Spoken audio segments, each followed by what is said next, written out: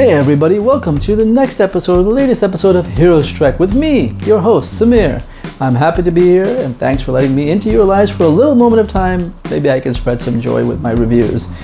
So, if you like the channel, or you like this video, or even if you don't like the video, please leave a comment below. I'd love to hear from you and be able to talk to you about my favorite things in life.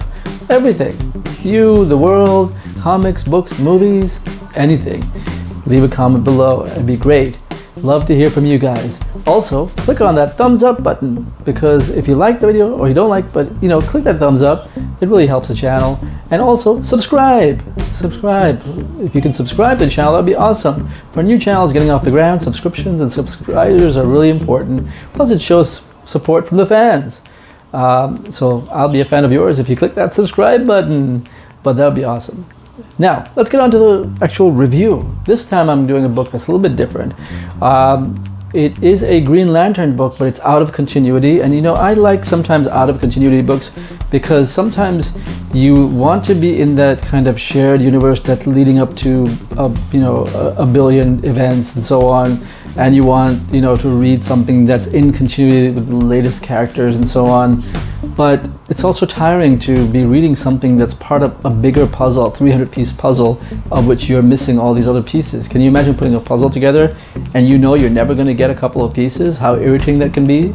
So sometimes it gets to me. It's like, well, this continuity is a great thing, or continuity, as they say, is a great thing, but sometimes you just want something that's a standalone story that you don't have to worry about anything else, but is based in the universe that's so familiar and that you like. Today it's a DC Universe book, and actually it's aimed at a younger market. So this is like kind of an all ages. I would say all ages because even though it was originally DC graphic novels for kids, which is now an imprint that no longer exists, they had the kids one, they had the Zoom. Now it's just DC, right? And it's wise to do that because really this can be enjoyed by anyone and everyone, no matter what your age. And it is actually called Green Lantern Legacy. Now this book, Green Lantern has had its fair share of ups and downs, from the original series by Dennis O'Neil and Neil Adams back in the 70s, hard traveling heroes with Green Lantern and Green Arrow, to Green Arrow in the 80s or 90s, which was kind of like Joe Staton did an incredible artwork on that. The introduction of Guy Gardner, another fan favorite, to, of course, needless to say, the run by Jeff Johns. It's a seminal run, probably the greatest run in Green Lantern history, where he created the Rainbow Corps, as they call them. The Black Lanterns, the Yellow Lanterns, and Sinestro really came to the forefront. And then when Jeff Johns left, Robert Venditti did a decent job, but it was hard to fill in those shoes. See, Jeff Johns, what I liked about him is that he took some kernels of what already existed and took it to the next level, but he created a lot of new dimensions and mythology for the Green Lantern Corps, which was really important. A lot of things that we felt like we had never seen before, and that was what made that. He didn't just take the chess pieces and rearrange them. He took the chess pieces, changed them around into something else, and then rearranged them, which really added to that series. If you can track them down, the issues or the paperbacks or even the omnibuy or omnibuses from the last few years, well worth reading through Jeff Johns' entire run. But this is not a video about Jeff Johns.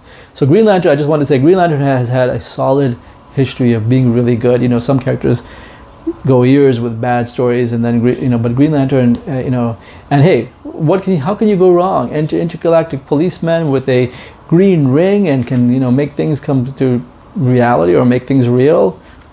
That's everybody's dream. So what is this one about? Green Lantern Legacy is not based on an existing character. It's a new character and a new mythology for the Green Lantern Corps. Yes, it's another Earth-based lantern. We've got a lot of them. What do we have? We have Hal Jordan, of course, who's the first one, or Abin Sur was the first, but he was an Earth-based. Hal Jordan, John Stewart, Guy Gardner, and one of my favorite lanterns, Kyle Rayner, who's criminally underused at this point. But this story is not about all of them. This story focuses on a new, younger character, and this kind of is similar to takes on like Spider-Man being in high school and so on, and a young character doesn't know how to deal with the powers. But also as an added bonus to this, there's a strong Vietnamese cultural aspect to the character and the book, which is really nice to see. It's not just a cardboard caricature, but the author Minh has done a great job, and I'm sorry if I mispronounce the name, has done a great job with creating a fresh take on a fresh-faced new character that is part of the Green Lantern mythos. The artwork by Andie Tong is amazing, really good.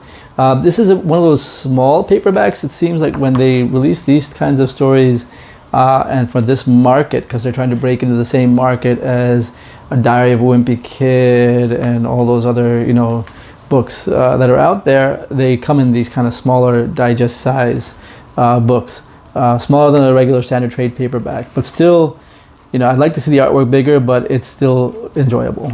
So what's this book about? Let's take a look. Let's read through it. The blurb on the back. 13-year-old Tai Pham lives in the apartment above his grandmother's store, where his bedroom is crammed with sketchpads and comic books.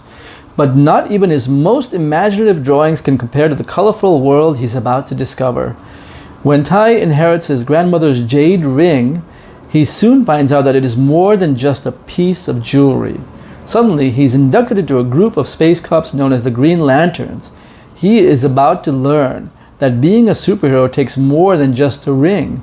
Does Tai have the willpower and the imagination to uphold his Ba's legacy? Ba, of course, in Vietnamese means grandmother. Ba's legacy.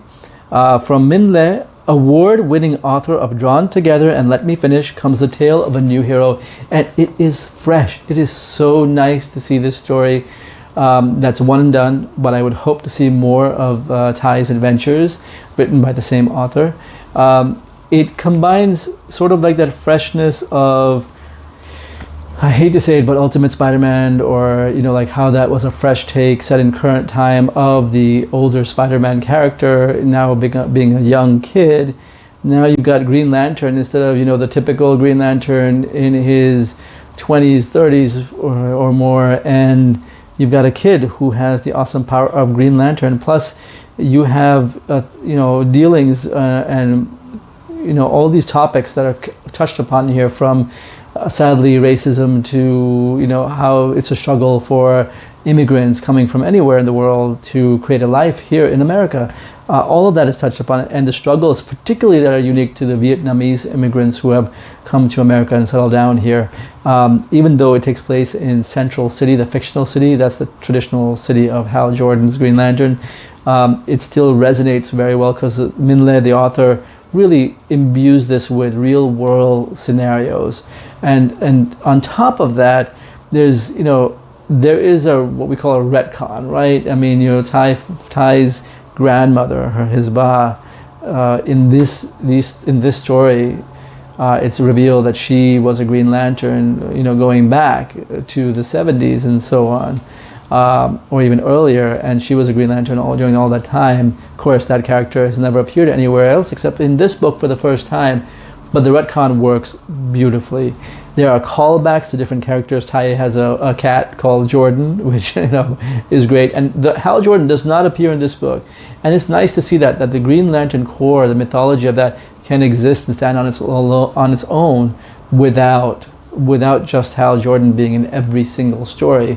I don't know if the same thing can be said for the Flash or Batman or Superman, but with Green Lantern you really have a universe, no pun intended, of stories to tell from.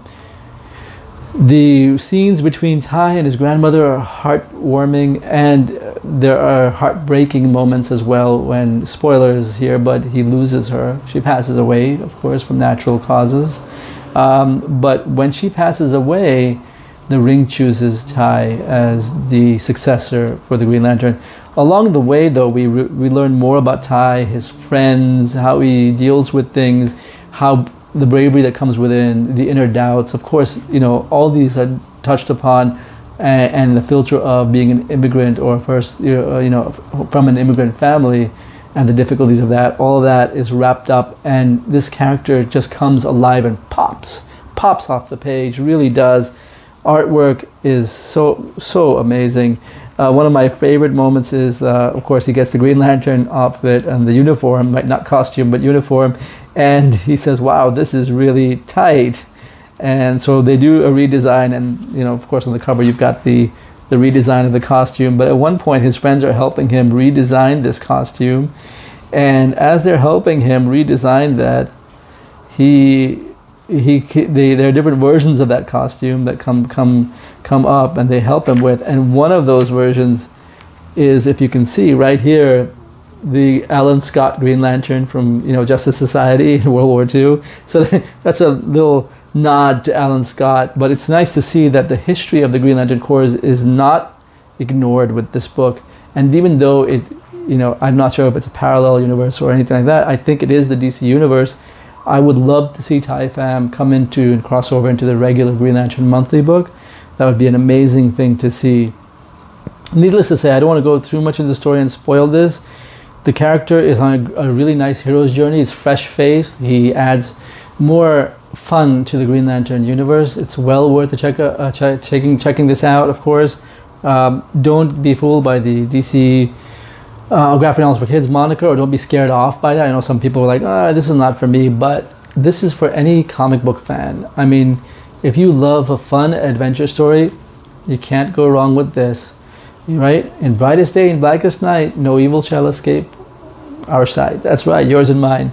And that, of course, the oath is in here, and it made you feel, reading this character makes you feel like you're there taking that oath along with him and understanding what it means to believe in that. And that's what I can say about Minh and Andie Tong, the artist on this, who has done a great job with expressions on faces and even action sequences. Really well made, well done, perfect artwork, perfect story, makes you believe in the character, and what more can you ask for? For a few minutes, you'll be transported into a different world and you'll be left with a smile on your face. Again, I hope to see this character again come through, and I hope they have a sequel planned, or they put the character in the main DC universe. Would be great to see him there. So, well worth the read, check it out, and enjoy, have fun with it. So, that's it for today. If, as I mentioned, you liked the video, please click that like button, and please subscribe, and also you can tweet us at Heroes Trek. And finally, be safe. That's all I can ask for in all this time. My best wishes to everyone out there. Have a great day, night, evening, month, year, and life. And we will talk real soon. It's me, your host, Samir, from Heroes Trek. See you next time.